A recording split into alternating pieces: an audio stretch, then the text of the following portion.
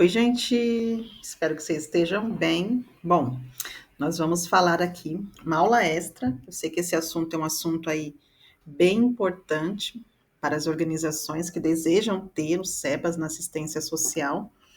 Lembrando que eu posso falar bastante sobre os SEBAs na assistência social e na educação, mais na assistência, que é minha área de expertise, do que em si mesmo na saúde e educação. Mas a gente vai discorrer aqui sobre o assunto, tá bom? Eu preparei aqui uma aula extra para a gente discorrer aqui algumas informações, tá bom? Então, especificamente sobre os SEBAS aí na assistência social. Lembrando que o SEBAS nada mais é do que a certificação de entidades beneficentes aí da assistência social. É um instrumento para organizações da sociedade civil aí que atuam nessas áreas da assistência, da saúde e da educação. E essa certificação concede às entidades habilitadas a imunidade de contribuições sociais, aí permitindo a sustentabilidade financeira da organização, ou seja, a organização fica um pouco mais livre, né, para não pagar aqueles impostos e encargos, principalmente de folha de pagamento, aí que a gente vai ver mais para frente, que é uma demanda específica do contador. Mas aí ajuda a organização a trabalhar especificamente mais em benefício da população em situação de vulnerabilidade. Bom, e aí é importante a gente saber que a gente passa por alguns níveis quando a gente está aí na organização das sociedade civil, na área da assistência social, de formação. Vamos dizer que o primeiro passo aí da organização seria o ensino fundamental, é adquirir a certificação aí do CMAS, que é o Conselho Municipal da Assistência Social. Ou seja, uma organização ela é formalizada a partir do momento em que o município reconhece o teu trabalho por meio do cadastro e do certificado aí do Conselho Municipal da Assistência Social. Esse é o primeiro passo. É importante que uma organização tenha essa documentação. Nós já falamos aqui diversos vídeos sobre isso, e eu tenho vídeo no meu canal, inclusive é um serviço que a gente presta, o Dicas e o Elas também, e a gente está à disposição aí para ajudar você, se você precisar, entre em contato conosco. Então é isso, ensino fundamental, uma linguagem comparativa, hein, tecnologia, CMAS. O segundo nível, seria o ensino médio aí para a instituição, seria obter o cadastro do CNEAS. E esse cadastro do CNEAS é de responsabilidade do órgão gestor municipal, ou seja, o gestor municipal, a partir do momento que você cadastra a instituição no Conselho Municipal da Assistência Social, ele tem que cadastrar a organização no CNEAS. Então, essa não é a prerrogativa da instituição, mas do órgão gestor. E aí você fala, tá bom, Suzane, como é que eu vou saber se eu estou inscrito ou não? Aí você precisa acompanhar, participar da reunião dos conselhos, enviar mensagens para a secretaria da assistência, para os conselhos, para ver se eles já fizeram essa atualização. E dá para acompanhar também fazendo pesquisa na internet, você digita simplesmente lá no Google, cadastro, consultar cadastro no CNEAS, e você vai ver se aparece ou não o seu cadastro. Para que ele serve? Tanto para parcerias com o órgão público, quanto para recebimentos também de emendas parlamentares aí para as organizações que acharem relevante terem ou não. Muito bem. Depois disso, a gente tem a certificação que é o SEBAS. O SEBAS não é uma certificação obrigatória, tá? É importante isso ficar registrado aqui. O SEBAS não é obrigatório. O CMAS é necessário, obrigatório. O CNES, ele é necessário para se você quiser parceria pública. E o SEBAS, ele é uma certificação que dá isenção para as organizações. A gente vai falar mais um pouco sobre isso. Mas ele não é obrigatório, ele é opcional, tá bom? A gente já falou aqui sobre SEBAS, sobre os CIPs. O CIP é a diferença de um e do outro, né? SEBAS é muito mais na isenção de tributos, a OCIP é muito mais na questão de qualificação, não é uma certificação, mas se você quiser obtê-la, você pode ter também para tentar parceria pública. Mas ambas permitem você ter parceria pública, só que elas não são cumulativas, tá? Ou você tira o SEBAS, ou você tira o CIP. Não é possível as duas. E aí, especificando aí, quais são as imunidades que o SEBAS, ele traz, né? Tanto para assistência, para educação e para a saúde. Principalmente aí, as organizações elas se tornam imunes da parte patronal de contribuição previdenciária sobre a folha de pagamento, a chamada cota patronal. Também ela se torna imune, interessante entender que é imune, não isenta, tá? Por quê? Porque o SEBAS é um cadastro que ele tem que ter manutenção. Ela também se torna imune da contribuição social sobre o lucro líquido, CSLL.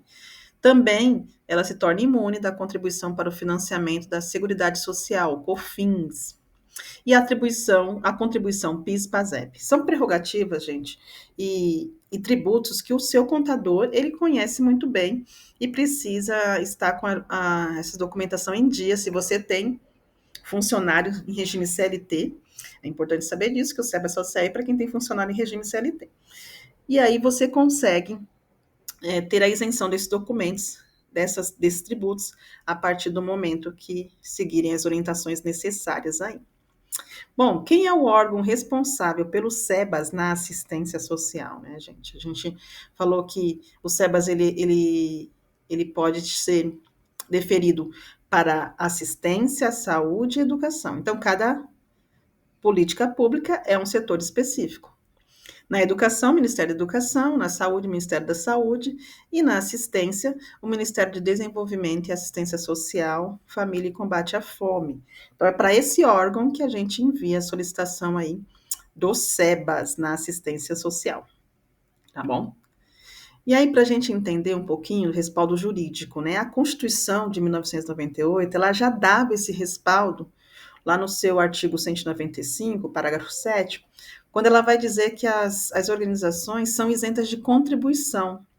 São isentas de contribuição para a Seguridade Social, as entidades beneficentes da assistência social, que atendam às exigências estabelecidas em lei. Ponto. Isso aí já era um norteamento, mas a gente sabe que toda lei ela vem no macro e ela vai funilando, tendo leis complementares, decretos, para que a gente possa compreender detalhadamente cada uma delas, né? E aí a gente teve a lei de 2009, a primeira lei do SEBAS, e aí teve a lei complementar agora, 187 de 2021, e o decreto de 2023, que trata da última atualização do SEBAS. Então, tanto 2021 como 2023 são as últimas documentações aí que a gente tem atualizando os SEBAS de uma forma geral. E aí que a gente pode entender? A Lei Complementar 187 de 2021, ela diz que o objetivo dela é definir os requisitos para ser considerada entidade beneficente.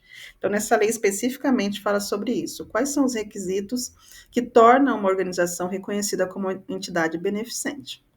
E o decreto 11791 de 2023 regulamenta a lei, essa lei complementar de 2021, e os procedimentos de imunidade e contribuição. Perdão. Então, você vê que um é paralelo ao outro e complementa o outro, né? Um é mais macro, o outro é mais específico, para que a gente possa entender como é o funcionamento da certificação do SEBAS. E aí a gente vai ver o que é importante a gente saber. Precisa ter uma análise de todas as documentações, a organização precisa ter comprovação de regularidade fiscal, comprovação de atividades desenvolvidas em prol da população atendida. E para isso, gente, é muito importante que a organização tenha uma gestão muito eficaz, efetiva, eficiente. Lembra que eu sempre falei disso aqui, falo nos meus vídeos? Como está a sua gestão? Como está o seu planejamento? Você tem um contador específico na área do terceiro setor? Você tem um advogado específico na área do terceiro setor? E aqui a gente vai falar muito da importância do profissional da assistência social. Você tem um assistente social dentro da sua organização, alguém que possa lhe dar esse suporte? Vai ser muito importante para que você possa obter aí o SEBAS na assistência social, ter, no mínimo, esses 3 profissionais, principalmente o contador e aí o assistente social. E o advogado, é claro, que conhece toda a legislação e dá o suporte para você também. Bom, vamos lá, seguindo aqui. Para uma organização ter a certificação do SEBAS, ela precisa comprovar experiência prévia aí de 12 meses de atuação na sua área. Mas tem sempre as suas exceções, né? Isso pode ser reduzido no caso aí, por exemplo, da organização que tenha convênio com o SUAS, o Sistema Único de Assistência Social, e aí o tempo pode ser reduzido, não sendo necessário esses 12 meses aí de atuação. Bom, para o SEBAS, a partir do momento que ele é deferido, que ele é aprovado, a organização tem que fazer a manutenção dele e ficar alerta, porque a renovação tem que acontecer 365 dias antes do término da sua validade, ou seja, um ano antes do certificado vencer, a organização já tem que dar entrada pedindo a renovação. E aí, os requerimentos que forem apresentados fora desse prazo, gente, vão ser tratados como novos pedidos de concessão, ou seja, perdeu-se tudo que deu entrada, não vai ser renovado, vai ser um novo pedido. Você está de acordo com tanto com a lei complementar quanto o decreto, tá? Aí, em caso de deferimento, foi deferido, foi aprovado o SEBAS, como que vai funcionar a validade do SEBAS? Bom, a validade do SEBAS tem um período aí de 3 anos, de 3 a 5 anos, e eu vou detalhar mais para frente. E assim que publicado e deferido, a entidade já passa a usufruir da imunidade das contribuições. Suzana, a partir de quando está valendo? A partir de quando foi protocolado. A partir do momento que você protocolou o SEBAS, daquele momento em diante, você, quando for deferido o processo, você já vai estar isento das contribuições. Você continua pagando, tá? Não deixe de pagar, o seu contador continua pagando. A partir do momento que for deferido, e isso vai sair no Diário Oficial da União, eles não vão mandar para o correio para você, não vão mandar uma mensagem no WhatsApp, a gente que tem que acompanhar, tá bom? Então, tempo mínimo de 3 anos, e a organização que tem uma receita bruta inferior a R$ 1 milhão pode ter a certificação por um período válido aí até mais de 3 anos, por até 5 anos. Então, é um tempo bom, né, gente, de imunidade de tributos que a organização pode usar esses recursos para outros fins para a organização, para os seus projetos sociais. Bom, e aí tá. Como utilizar, como utilizar esses recursos, né? Perdão. Para obter a certificação, perdão. A OSC precisa demonstrar atuação preponderante. Então, por exemplo, o que é isso? A OSC pode atuar na assistência, na saúde, na educação, meio ambiente, enfim. Diversas áreas lá que o seu estatuto diz, que o seu CNEAS diz também, seu CNPJ diz. Mas, como é que eu vou saber qual é a área preponderante da organização? É a minha maior área de atuação, a minha maior área de demanda. Então, a área preponderante é aquela que concentra mais de 30% dos custos e despesas da organização. Eu posso ter bastante gente na área do meio ambiente, mas o meu maior gasto é na assistência. Então, a minha área preponderante é a área da assistência social. Ok? E é importante destacar esse critério, né? E aí isso a gente vai perceber também como a gente nomeou isso lá no estatuto, como a gente nomeou isso lá no CNAE. Por exemplo, no CNAE a gente tem os CNAEs principais e os CNAEs secundários, né? E lá vai ter descrito se o CNAE principal é assistência, entende-se que essa é a área preponderante de atuação da organização. Eu dei até um exemplo aqui, ó. A OSC pode atuar na saúde, e assistência social, mas a maior despesa financeira é na saúde. E aí, então, ela tem que entrar solicitando o SEBAS na saúde e não na assistência. Embora possa haver mais público na assistência, mas é sempre o que mais tem despesa, tá? Bom, e aí, beleza. Fomos deferidos, tivemos o SEBAS, depois os outros procedimentos. Como utilizar esses recursos, né? A utilização dos recursos devem ser aplicados exclusivamente no território nacional, a gente está falando de uma certificação nacional, e aí, especificamente no projeto dentro da organização, né? Ah, meu dinheiro está livre, eu vou usar para o que eu bem entender. Não é assim. É importante que tenha uma escrituração contábil, as demonstrações contábeis devem estar em dias, em conformidade com as normas brasileiras de contabilidade, especificamente do terceiro setor, que é uma diferença, existe uma contabilidade específica do terceiro setor, por isso que eu digo que é sempre importante você ter um profissional nessa área. E é importante também que, caso a organização tenha uma receita bruta anual maior a R$ 360 mil, ela precisa ter uma auditoria independente, ou seja, externa, né? Não só interna, mas externa. E aí deve ser enviada essa auditoria, esse relatório para o Ministério também, que vai dar entrada no SEBAS, porque ele vai analisar e fiscalizar as informações contábeis e garantir ainda mais a transparência e a credibilidade do seu processo.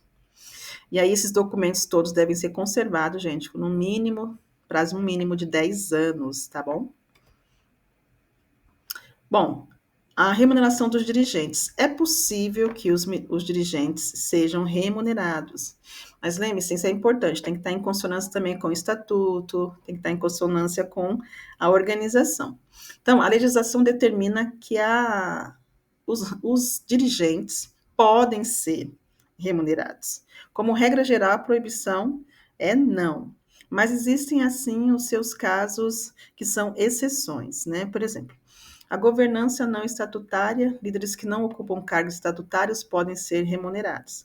A governança estatutária é permitida a remuneração de líderes estatutários, desde que sejam respeitados os limites específicos, como você está lendo aí. E aí, quais são os limites específicos? O limite individual. É um pouquinho complicado, mas como está o texto aqui, vocês podem depois tirar um print, ou quem quiser esse material, manda mensagem para mim que a gente compartilha também. A remuneração bruta de cada dirigente estatutário deve ser inferior a 70% do teto salarial do Serviço Público Federal do Poder Executivo vigente, tá? A soma das remunerações de todos os dirigentes estatutários deve ser inferior a 5 vezes o limite individual. Nossa, Suzana, que complicado. Para mim também é complicado, gente. Não sou da área de exatas, sou da área de humanas. Mas, exemplo, considerando o teto salarial do Serviço Público Federal em 2023, essa conta foi feita nesse período, tá? De 41.650,92, o limite individual seria de 29.155,64. E o limite total seria 145 mil. Ou seja, a remuneração dos meus dirigentes não poderia passar em 2023, nesse caso, de 145 mil reais. É importante, então, analisar. O dirigente pode ser remunerado? Pode, desde que não ultrapasse 70% do teto salarial do Serviço Público Federal vigente naquele ano, ok? Bom, é importante saber que todas as entidades que solicitam o SEBAS precisam apresentar a declaração de cumprimento de requisitos, e a gente tem um modelo disponível aí no anexo do decreto 11.791/2023. Nós da equipe Elas, todo mundo sabe que eu estou no Elas também, Elas Consultoria, estamos preparados para atender você também nesse know-how do SEBAS da assistência e da educação, então nos procure. Deve enviar também a não remuneração dos dirigentes estatutários, salvo as exceções legais, né, se tiver descrito e contemplado isso no seu estatuto. Deve ter aplicação integral das rendas no Brasil, dizer que o teu trabalho é especificamente nacional, porque a gente está falando de uma receita nacional, né, de uma certificação nacional, e dizer no seu estatuto que a destinação do patrimônio remanescente, em caso de dissolução da organização, vai para outra entidade certificada ou pública. Importante isso, tá? Tá no estatuto, eles vão analisar esse documento. Alguns documentos gerais também, os básicos de sempre, enviar todas as certidões negativas de débitos, isso o seu contador faz uma pesquisa, a gente mesmo consegue consultar no site. A regularidade do FGTS, importante, estar em dias com os pagamentos, porque isso eles vão analisar para ver se os pagamentos estão corretos, até o período de entrada, né, de solicitação. A ata de eleição atualizada, o estatuto social da organização, porque é a identidade da organização, e as demonstrações contábeis e financeiras. Gente, é muito importante isso.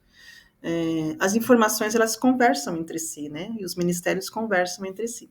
Então, é importante que tudo esteja alinhado, porque não adianta um documento contábil estar correto, mas aí um documento administrativo não está, porque aí as informações não vão bater, e aí eles vão entrar com diligência. Quando você der entrada no Ministério, no MDS, esse documento vai voltar, dando um prazo aí para você poder dar o retorno.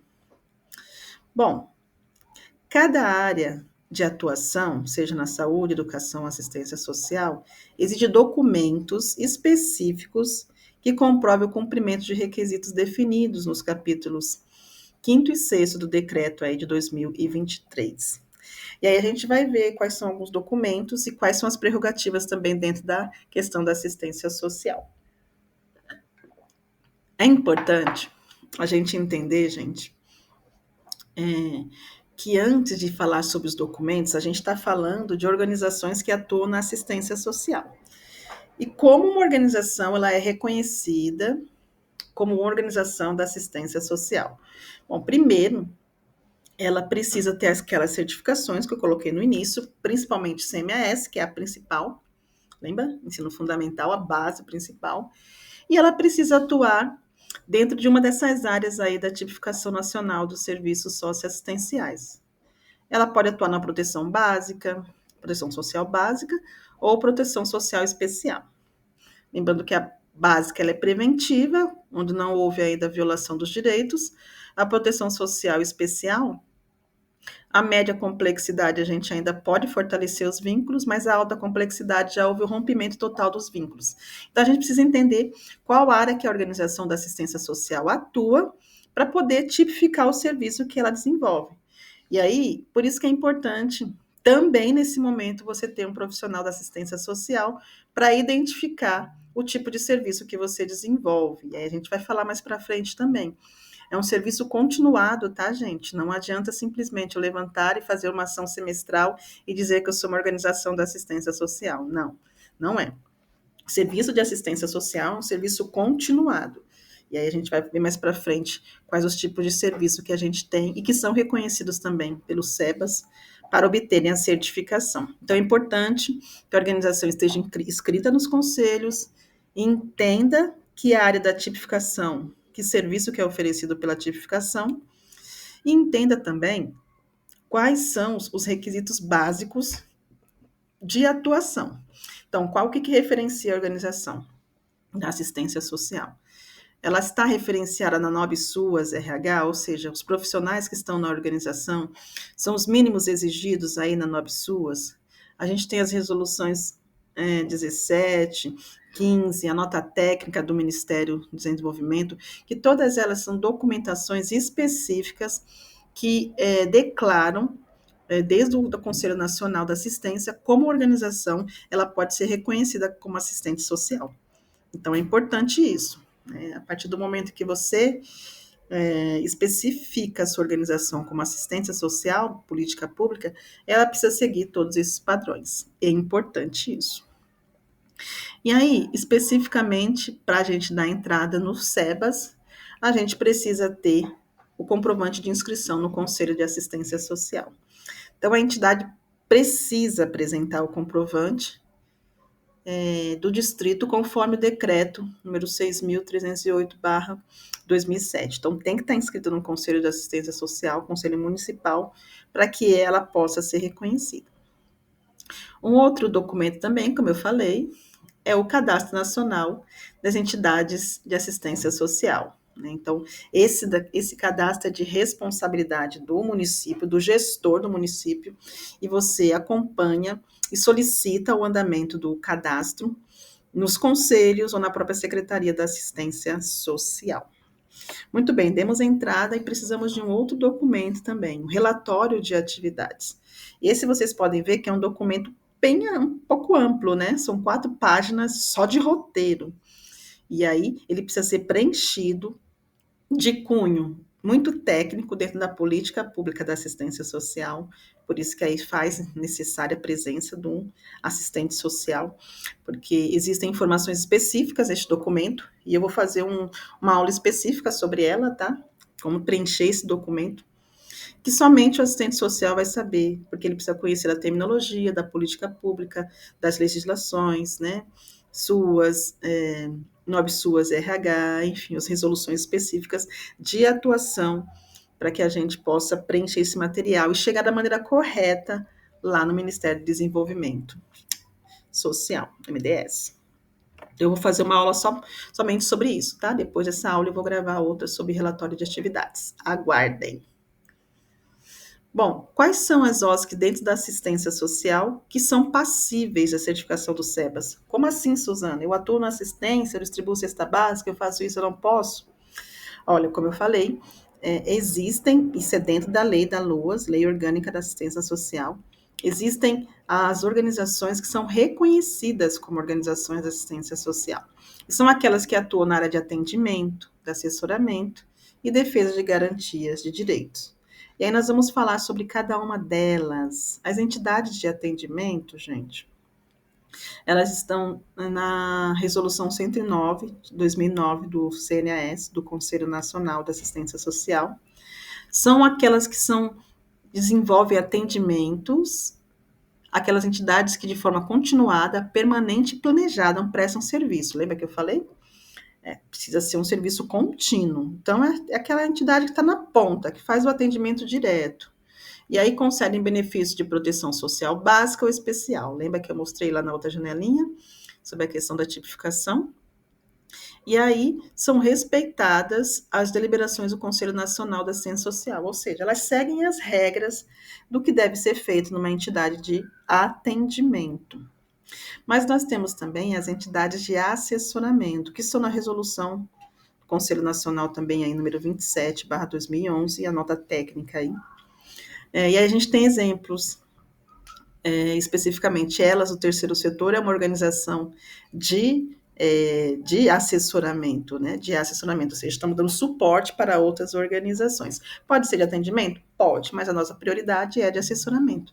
Instituto Filantropia, por exemplo, são entidades de assessoramento, então curso, treinamento, escola aberta do terceiro setor, inclusive eu fiz curso do SEBAS na escola aberta do terceiro setor, me ajudou muito. Então, são de assessoramento aquelas que de forma continuada também, permanente e planejada, prestam serviço e executam programas, projetos voltados prioritariamente para fortalecimento de movimentos sociais e organizações. Então, são aquelas que dão suporte e fazem assessoria. Elas, terceiro setor, que estamos aqui na nossa consultoria também, que eu faço parte dessa consultoria representando a assistência social, para dar esse suporte às organizações. E a última são entidades que atuam na questão de defesa de garantia de direitos, resolução Conselho Nacional, número 27/2011, e a nota técnica. Quem são essas? São de defesa e garantia de direito aquelas que, de forma continuada, permanente e planejada. Percebe que a fala é sempre a mesma? Continuada, permanente e planejada. Prestam serviços e executam programas voltados para a defesa e efetivação dos direitos socioassistenciais. E a construção de novos direitos, promoção de cidadania, enfrentamento das desigualdades sociais, articulação com órgãos, ou seja, tudo referente à questão de direitos humanos, né, gente? Todas as organizações atuam com isso, mas algumas atuam mais especificamente. Então, são essas 3 organizações que podem dar entrada no SEBAS, que atuam nessa área. Não adianta simplesmente você, todo esse final de semana, entregar a cesta básica, que para o MDS isso não é reconhecido como um trabalho contínuo. Um trabalho contínuo ele tem que estar tipificado lá na tipificação. Lembra? Deixa eu voltar aqui, ó. Voltar aqui, ó, tá vendo? Proteção social básica, proteção social especial de média ou de alta complexidade. Se você não está desenvolvendo um desses serviços, não tem como você dar entrada no MDS. Tem que ser um serviço contínuo e tipificado, porque é o que faz parte da legislação. E aí a gente encerra a aula de hoje. Foi um pouquinho comprida, quase meia hora, mas necessária. E a próxima aula, gente, eu aguardo você, porque nós vamos falar sobre como elaborar o relatório de atividades para o SEBAS na assistência social. Um grande abraço e até breve. Espero que você aproveite. Deixa aqui embaixo os comentários, as dúvidas, e a gente vai falando dentro do possível aí com cada um de vocês. Um grande abraço, tchau, tchau.